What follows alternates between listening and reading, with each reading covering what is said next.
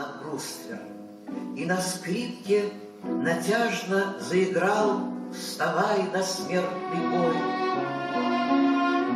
Со скрипкою своей и грустной улыбкой повел артист бойцов в атаку за собой.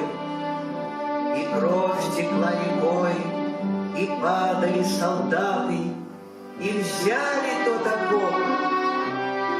Я помню до сих пор слились в протяжный вой смертельные сонаты, когда на снег упал боец, скрипач, актер.